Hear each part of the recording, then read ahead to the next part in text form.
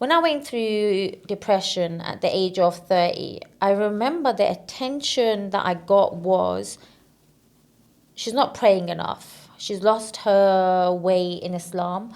She's probably possessed by a jinn. She's seeking attention. And these are not people outside of your circle. These are people close to you who don't really understand what you're going through. Hi guys, so here we are for another podcast, and today I have Nazia, who's come all the way from London. Thank you. Nazia is a personal trainer, and she also specializes in mental health. But I'll let you talk a little bit about what you do. Okay, so I bridge the gap between neuroscience and fitness, teaching people how to believe in themselves and championing mental health. And most importantly, my mission is to get South Asian females to love themselves by healing their trauma and childhood issues that we all have growing up. Fitness Reborn was created about 10 years ago when I went through my own journey through the darkness, and how fitness helped me become who I am today. And it's really and truly helping females discover who they are. So it's more like a personal development program than anything else. Okay. And obviously today, this week is Mental Health Awareness Week. Yeah. And today we held a seminar for mental health and well-being. And obviously Nazia was our guest speaker. And it was amazing. Like, I loved the stuff that you did. I'll be honest, I've never been to anything like that. Really? Before. No, never ever been to anything like that. And I found the whole thing really interesting and an eye-opener. Oh, thank you. Yeah, thank real you. eye-opener. And obviously you had people close their eyes. I didn't, because I was recording. And I was really surprised at the hands that went up for some of the questions that you asked. And it was really personal stuff. Yeah. And I loved how much people opened up. Yeah.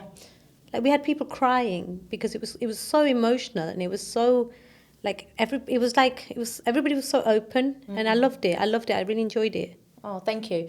I make a lot of people cry in the consultations. No, honestly, every time, like, I have consultations every weekend, and I just stop. I just say to myself, I know you're going to cry, just cry. And I just have a packet of tissues there, and I let everybody be. And it's crazy because when some of the girls come in, they just come in within 5 minutes, they're crying. It's the first time some people actually have the gateway to talk about their stuff.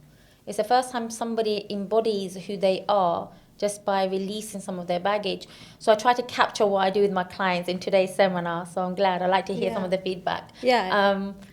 But I need to hear confirmation all the time. Like I was saying to you before, like, how did I do? Was it okay? And it's a part of me that I need to work on for sure. But thank you. Yeah, but that's good. That's self-development, though, isn't it? Because you take on other people's feedback. Because, how are we going to grow as individuals? Absolutely. Like, I'm always asking for feedback. I thrive off it. Yeah. Because if I just walk around thinking I know everything and everything I'm doing is perfect, then how am I going to ever improve? So I don't think that's a bad thing at all. Okay. But I mean, I think the reason that you're so good at what you do, because I follow Nazia. I followed her for a while now.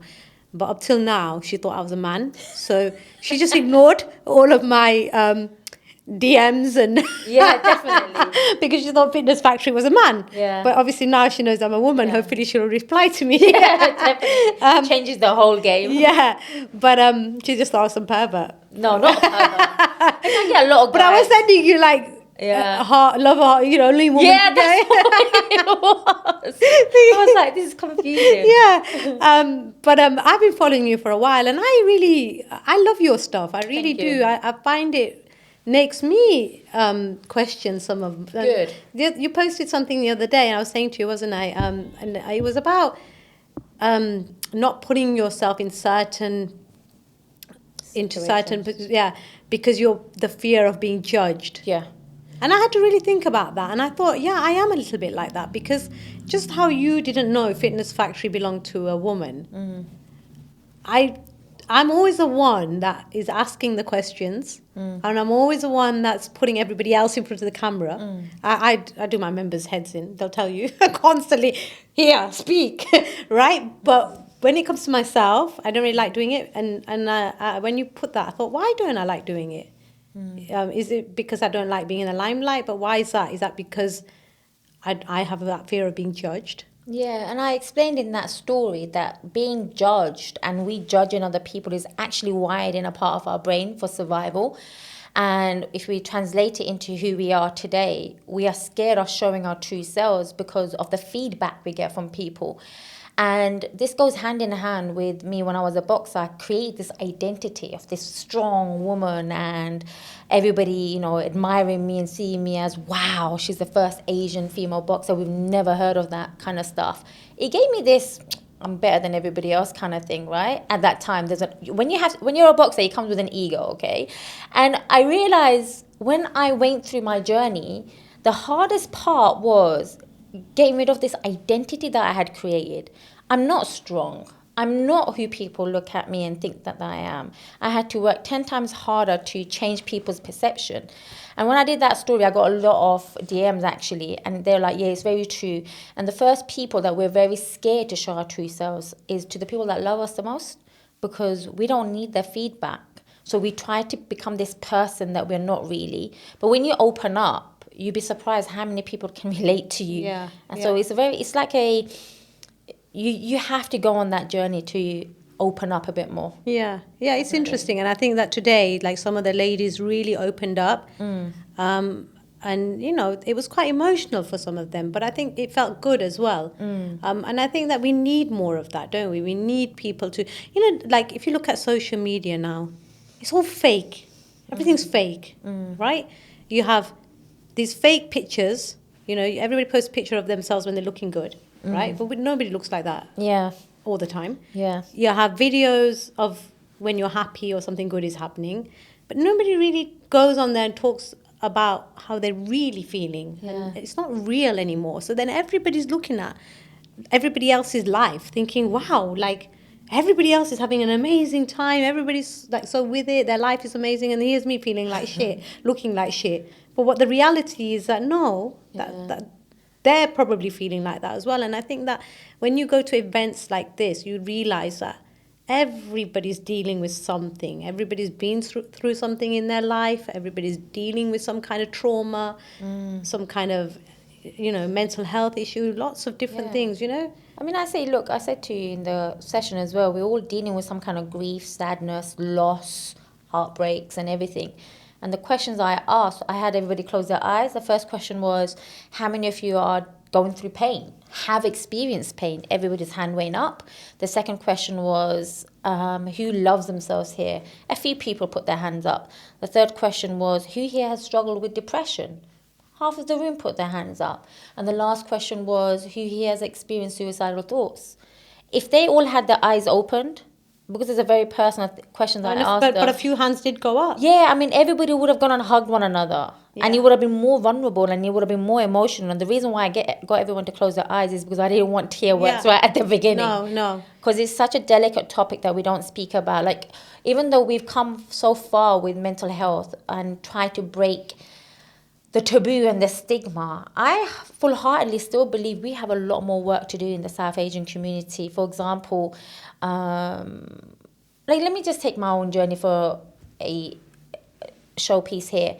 When I went through depression at the age of 30, I remember the attention that I got was, she's not praying enough. She's lost her way in Islam. She's probably possessed by a jinn. She's seeking attention. And these are not people outside of your circle. These are people close to you who don't really understand what you're going through. And it's still very relevant to today's 20 years on, 10 years on. Our community are the most backwards when we think about these kind of issues and topics, because lack of education and lack of understanding. People think because you're born a Muslim, you're exempt from all of these emotions because you have God and prayer. Yeah. It helps to that extent. Like the language that you're learning now, you have to go and get help in that language as well sometimes. And one of the key things was, making my people around me understand, look, I'm not okay.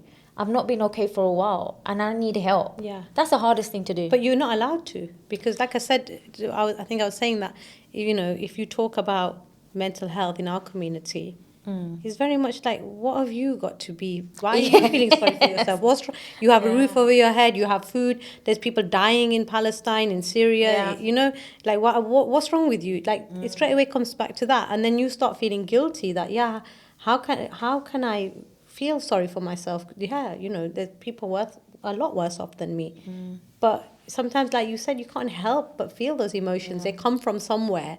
Something's triggering them. Yeah. And then all of a sudden you've got all these people telling you that you're wrong for feeling like that, which probably makes it even worse. So I can imagine, like, you know, that how that can lead to somebody maybe feeling I think lost it and makes- suicidal. You know, it makes people more worse. Like when we judge what they're going through. Yeah, I understand there are people out there worse than me, but isn't it offensive also to them that you're comparing your life to them as well while they have it harder? Everybody's pain is relative to where they are at the Yeah. moment, right? And the way we can get out of this is by talking about it more and more and more, and actually sharing real life stories more and more and more. I know this was Mental Health Awareness Week, and in the past I've been called to talk about it, write articles about it, share my thoughts on various platforms. It's not my story anymore. Like, that's not my narrative anymore. Like, I've done a whole year of therapy work to get out of that. And if there's anything you understand about the brain, when you repeat the same old story, Yeah. you live in that story. Yeah. Like, when I talk about certain emotions I Yeah. went through, it genuinely makes me want to cry. Yeah. Right? And I have to hold it together because, again, it comes to, oh, there's a bit of tear work. And how much have you healed? Again, we're so scared of being judged. And it's like, okay, I don't mind it, but I don't want to live in that story anymore. Yeah. And this is another transition I'm going through as well now, is figuring it out Yeah. from a year of therapy and letting the container just close and just Yeah. coming back to myself. Yeah, and growing. Like you're, like Fitness Reborn, that says it all, doesn't it? You're now you've been on that journey, you're healing, and now you're growing from it. Exactly. Yeah. And it's giving it back to people from my Yeah. own experience. I think that's what makes it so beautiful now. Yeah. I've gone through it. I can help you and identify it Yeah. quickly. Yeah. Yeah. I know. I mean, like obviously you said earlier about the fact that you've suffered from an eating disorder. You felt suicidal. And again, in our religion, especially, it's such a sin to even think of suicide. So again, if somebody's feeling suicidal and then they've got all this guilt put on top of them, it just makes it like even harder, right? Like, Yeah. I mean, I've never felt suicidal, so I can't speak from experience. But like, what drives somebody to that? I always wonder, like, when we did the podcast, the last one we did, one of the PTs, Paul, he actually told us that he had tried to commit suicide, and his friend found him. And I always think that, God, where must somebody be? How must they be feeling for them to want to end their life? Yeah, it's sad actually because, like, I don't like talking about that phase of my life because I will end up crying, and it's not something that makes me feel happy when I think about why it happened. But it's when you've just exhausted yourself trying to find a way out, when you've exhausted your way through trying to find meaning, and you're trying to be loved in this space that you're in, and you're trying to find who you are and not trying to let your parents down and your family down, and not feeling this feeling of burden and this feeling of, I have no purpose, what's the meaning to my life? It gets you. And when you really open up the can of worms, like when I went to that place, it was like, what's the point? What is the point of being here? Like, what do I have to live for? What's the point of waking up? And like I said, I hate speaking about this because it takes me back to that place. Yeah. It takes me back to when I couldn't wake up in bed and just be happy. When I used to wake up like tense and stressed, and my jaws used to hurt, and my heart used to beat, and my stomach used to be full of butterflies. And the only place I knew how to get rid of that feeling was go and kill myself in the gym, And like, as much as I promote fitness, we don't promote the other part of being alive, like doing the inner work, doing the healing work, dealing with your traumas and everything. And when people ask me, why were you depressed? There were so many reasons that I can't speak about because they're very private to me as well. Yeah. But most of it was the pressures of marriage, the pressures of the eating disorder, the pressures of looking like something and everything. And then it just became the noise became so loud in my head that one year. And I was like, well, what now then? And we spoke about comparison actually as well. I just reached 30. I've just changed my career. I stopped boxing. everybody around me was married, had children, and it's like, so what about me? And these are some of the things that I'm going to speak a lot more about. Like, I'm turning 40 in 2 weeks' time. I'm not okay not being married and not having children. It's been the bane of my life, and going through therapy with it so many years, you know, it brings up another set of emotions that you have to deal with. And this whole process that we call healing, it never stops. This process is forever ongoing. Do you think that the not being married by the age of 40 is pressure put on by our community? Like, if you were Yeah. not a South Asian Muslim girl, do you think it would be such an issue that you're not married by the age of 40? No, because I realize it's a universal thing. It really is a universal thing. Like, when I hear my Caucasian friends or my black background friends saying it affects me as well, I'm like, what? Yeah. How come? Yeah. You guys are meant to have it easier than us because you don't have this cultural, this religious pressure on you, right? But it's a universal thing. Everybody wants to be loved. Everybody wants a companion. I think the biggest comparison we have nowadays as well is this whole aspect of she has a family or he has a perfect family, the perfect love. We're all seeking to be loved. And in the COVID, I think we all had a rude awakening, like we said, we spoke about. Like, do I like myself here? Am I okay with the person I've become? Because we've suppressed so much of our emotions. Yeah. And Yeah. now we're repairing Yeah. what we didn't fix years ago, Yeah. unfortunately. It's like a pause button. Yeah. We all had to just stop Yeah. and reflect Yeah. and look within ourselves, didn't we?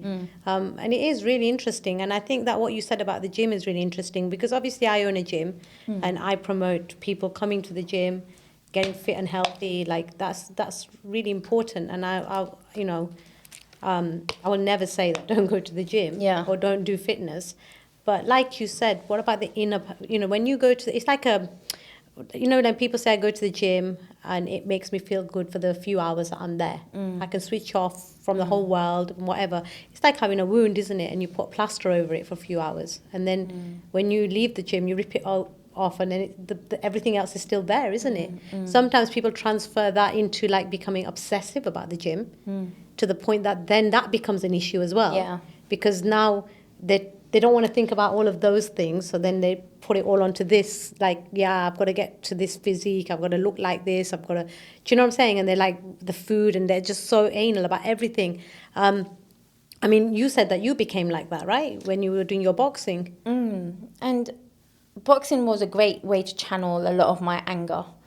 I used to train 3 hours a day, every day, eating just an apple or nothing sometimes. Oh my God, I felt so sorry for the people around me. Like, imagine your hormones, your mood swings. Yeah. All I wanted to do was train and sleep and eat when I needed to eat. And it was a psychological mess, I was anorexic, I was bulimic. Then I went through a phase of binge eating. Then I went through this phase of healthy, super eating. My social life was non-existent at some point. And we're not taught how to have this balance, the silver lining, how to be okay with who you are. Yeah. Like, when I look at the eating disorder days, it's all about looking pretty for the opposite sex. Yeah. Trying to be liked. And again, it goes hand in hand. We're constantly told that we have to look like something in order to be married to our potential spouses. Yeah. And we hear this all the time. Whether we hear it It's like that, yeah. or not, it's there at the back of my head. Yeah. Like, all the masses. Yeah. And when they say, oh, you've gone a bit healthy, like, no, shut up. Look at your fat belly and your pot belly. And look at your whatever. And they don't care. They'll tell you, They're right? They're rude. raw. They're rude. So, isn't it? They're right rude. to your face. Oh, Yeah. They'll even pinch it. Yeah. I know, it's interesting, isn't it? And like you said, though, is it just a South Asian thing, or is it just women in general? Like, do we just put that kind of pressure on ourselves? We have these false beauty there's really high beauty standards. Like, why can't we all just love ourselves for how we are and what we are? And like, I go to the gym, right? I love the gym. And for me, the gym is obviously more than just going to the gym. It's my life, right? It's my livelihood. It's my baby. Like, I literally born that thing.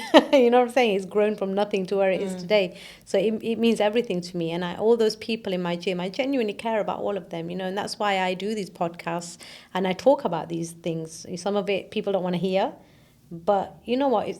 Nobody likes the truth, right? Nobody will speak about it. But I feel like there's so many people walking around with all these traumas and all these like this pressure on themselves. I see people like constantly. That's all they talk about. That's all they think about. But like today, for example, I did this event. Right? There's so many people I know in the gym who've spoken to me about their personal mental health journeys and how they're feeling. Yeah. Right? Did they come to the event today? No, they didn't come. Yeah. Is that because they're lying? No, I think that maybe they're just not ready to deal with it or what, I don't know. You know what I'm saying? Like, here, you talk about your mental health. I've put on a mental health seminar at the gym that you go to, right? Why did you not go to it? Why do you think do you think that people have to be ready? Do you think that there's just something? It's a scary thing to admit that you have mental health issues, let's be honest. It's a very, very vulnerable, personal thing. And then, like, one of the things I discovered was I didn't have the language to articulate what I was going through with the emotions. It's not taught to us. And sometimes people, to express what they're going through, is they don't have the words. Like, I have the words now because I have, one, trained myself to talk about those things. I've gone to therapy. I help my clients. And if I didn't speak about it, it would make me not my authentic self, and some people are just not ready to face themselves. Yeah. I think that's the bottom line of it. I didn't face myself for many years till the depression happened. After the depression happened, I took 5 years to understand the depression. Then it took me another 5 years to go to therapy. I only went to full-time therapy last year because I genuinely thought I was healed, because I'm not depressed anymore. But the residues of that depression, the suicidal thoughts linger. The trauma lingers. The unresolved conflict lingers. Yeah, because that's something that's come from your childhood, right? Absolutely. You can't just wipe it out, can you? Absolutely. Yeah. I knew there was things wrong with me at the age of 21. If I'd done the work then, I would have saved myself 20 years. Of just, 20 years. Yeah, of trauma. But then one, you don't know where to go. Who do you reach out to? Then you don't have people that you can look up to understand. Like, Instagram is beautiful and it has its bad moments, whatever it is. A lot of the things that are on there, like the psychological stuff, even when I speak on my Instagram pages, like when I talk to people on my page and I say, resolve your childhood traumas, it makes them think, like, what childhood traumas am I living with and what does she mean? And then they come and sit there with me and they will open up. That makes sense why I have a bad relationship with food and my husband and my why there's no motivation in wanting to work out. Why have I gained so much weight? The body is a manifestation of the things that are going up in here. Okay, if your emotions are not looked after, if they haven't been resolved, you're going to eat your emotions away. And this is something that we definitely need to speak about more. You are literally a product of your thoughts. Okay, and that thought has another cognitive command. Okay, and that stems from how we were treated when we were children, how our emotional needs were met, and everything is a manifestation of how we talk to ourselves, how we eat, how we do things, how we talk. Everything. And this is so underrated in this community, in this fitness industry, because we're constantly chasing to look good. Yeah. Everybody wants to look good, Anisha, let's be honest. Who wants to sit there looking like a blob? Yeah. Who wants to feel depressed? Nobody does. No. Nobody in the right mind does. No. Yeah. But I mean, so, this is a question I asked, though, that if you did get to that ideal weight, your ideal body or whatever, right?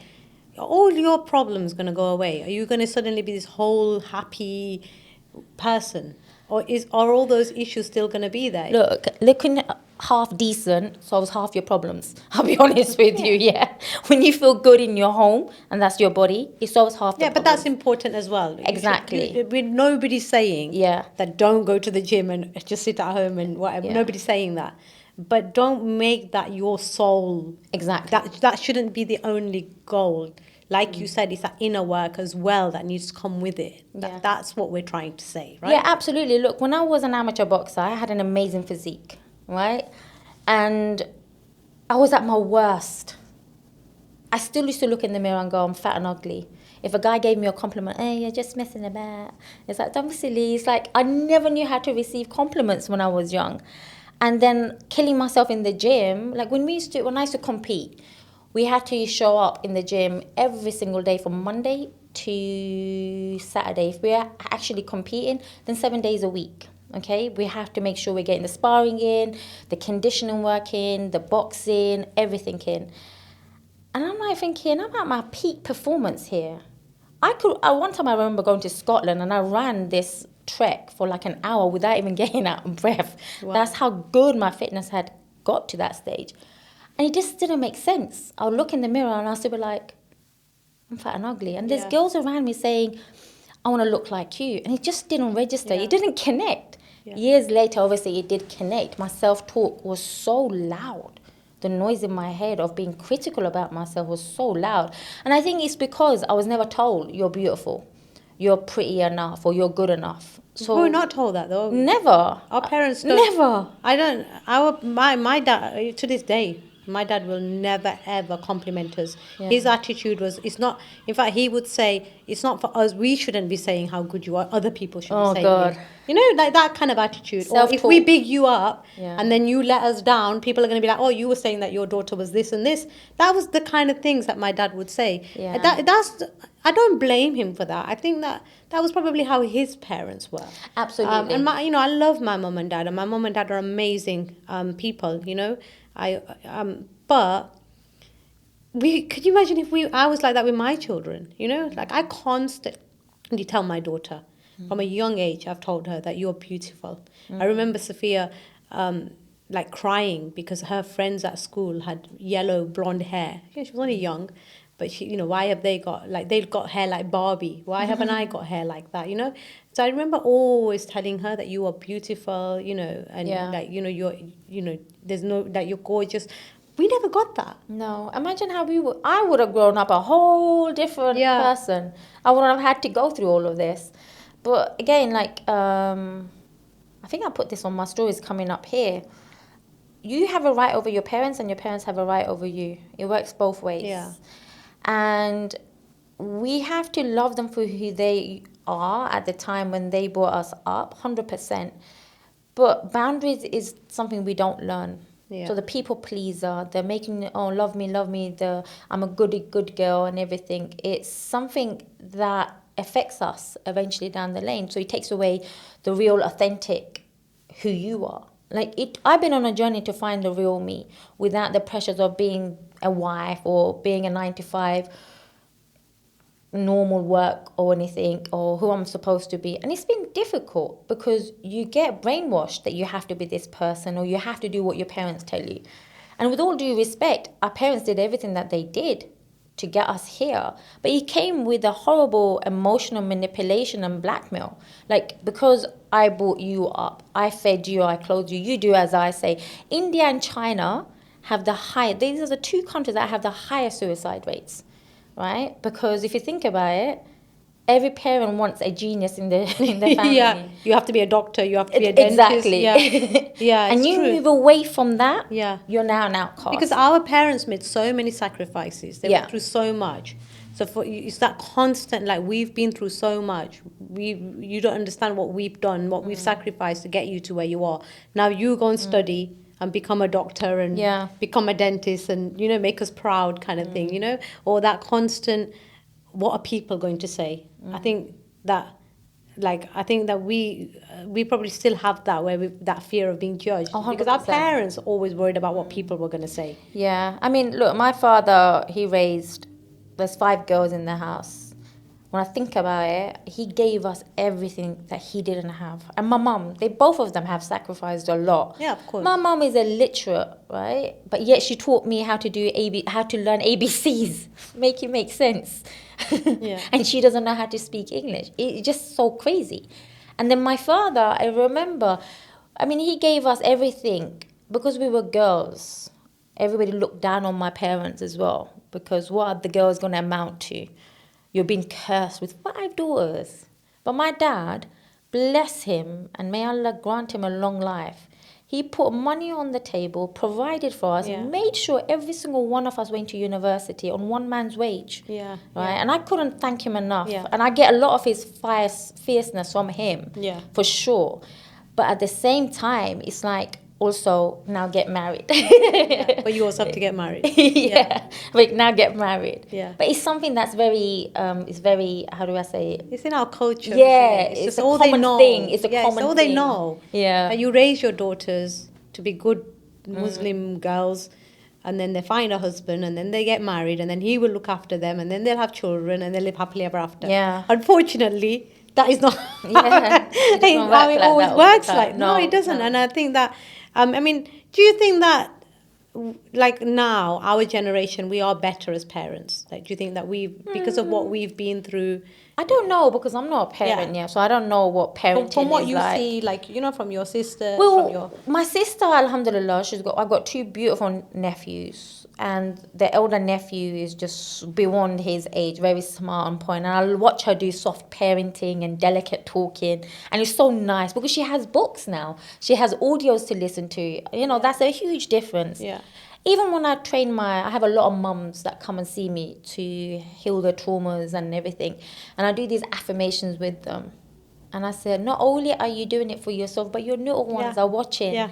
And years later, they'll message me with their little children doing the affirmations. And I go, you see how much you just changed the whole script for your child. Yeah. By coming on the program, Yeah. you're healing your traumas, you're becoming a best version of yourself, you are literally passing on new information to your offspring because they're constantly watching you. Yeah. Children don't listen to what you're saying, they only do what they see. Yeah. Right? And it's the most beautiful thing when they send the pictures or images of the children doing affirmations. I am strong, I am bold, I am brave. And I do it with my nephew. Yeah. I go, this is beautiful. This is practice for me when I have my children living my own work and teaching my future children, inshallah, one day.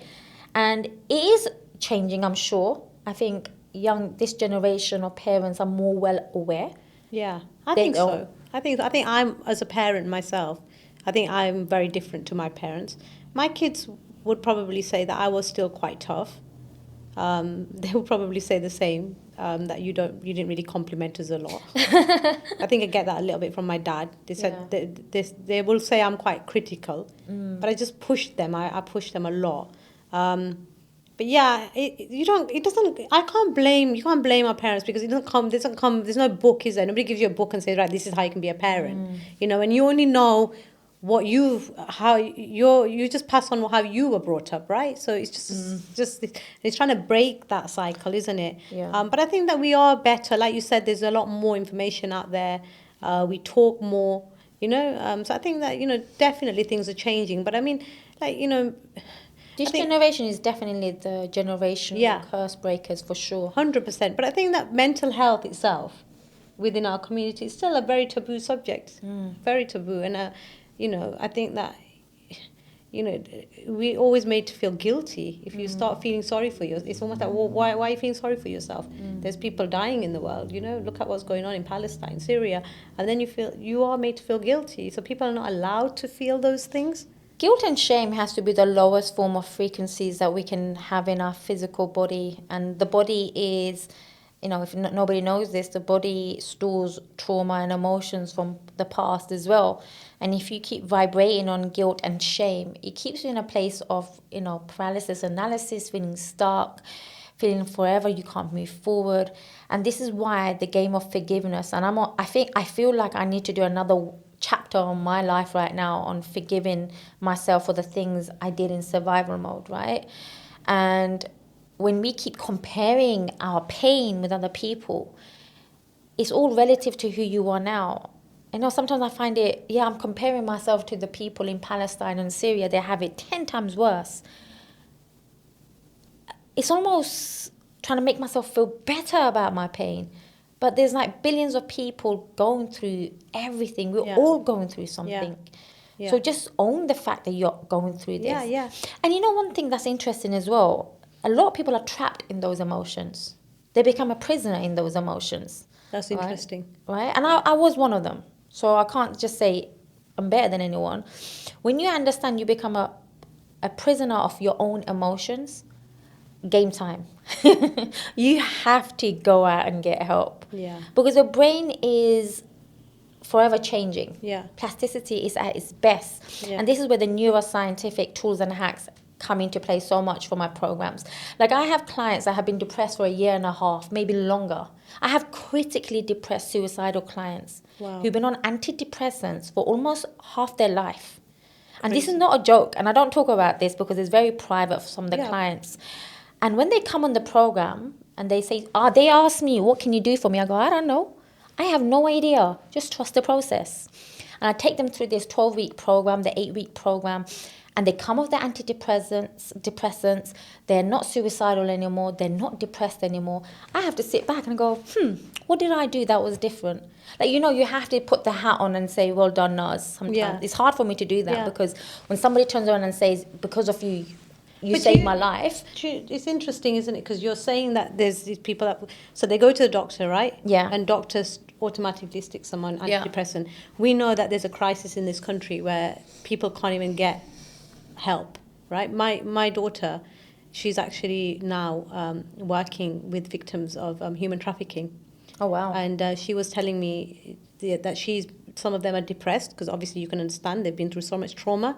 She said, Mom, I can't even get them appointments for their mental health. Some of them are suicidal and she can't even get them help. Yeah. So where do people go for help? If somebody is feeling depressed and to the point of suicidal and they don't know where to go, what do they do? Where do they go? Like, luckily some of them have found you. They've obviously been through Instagram and come across your things and thought, okay, this is somebody that can help me, right?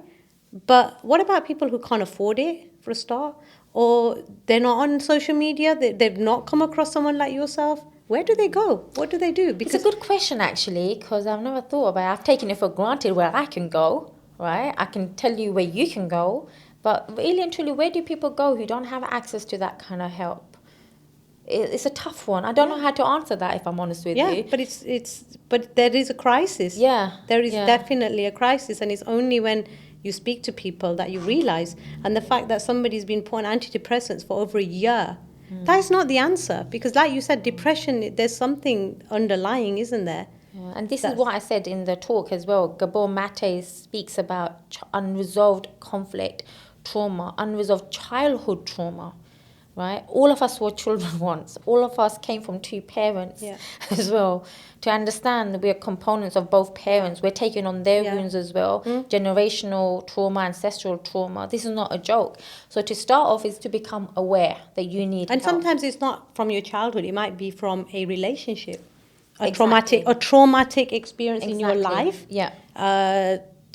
You know, it could be anything, can't Yeah. it? Like, you know, like mainly a lot of people is because of some kind of traumatic relationship. absolutely, You know, absolutely. so that could be something. But again, it's dealing with that, isn't it? We don't talk about it enough. Yeah. Like, in our community, I have only two people outside that I can say I talk about those raw things. And that gives me space to heal as well. And because in our community, we have this whole taboo around talking about relationships, marriage, breakdowns, even the... No, but Nazia, we're brought up to not talk about our Yeah. problems. But we what have happens to. in your house, Yeah. it doesn't go outside. But It you stays inside. have to speak about these things. That's the point. That's the first point of healing. Yeah. In a relationship, when you have two couples that are not expressing their emotions and how they need to resolve it, they go more and more further away. And when we don't talk about these emotions, we become more and more detached from our real self. And to reconnect with yourself is to understand I have a problem. And then even just putting it out there is that part of you that just gets released, that baggage, the burden. I think talking is by far the most important point that people have to learn to say, I'm not okay, you know? Yeah. So if you had to right now give a message to all these people that are watching this podcast about if they're feeling they've got some mental health going on, they're feeling down, what would you say? Like what would you be your message be to them? My message has always been the same from 10 years. Like, learn how to love yourself. That's the first pillar in the fitness game for me, in the Fitness Reborn. Learning to love yourself solves most of your emotional problems.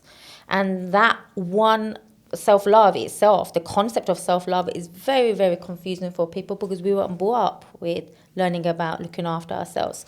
Loving yourself is actually the most selfless thing that you can do for Today, yourself. it's funny you say that, because today when you made everyone look in the mirror and you said that look at yourself and Yeah. find 10 things Yeah.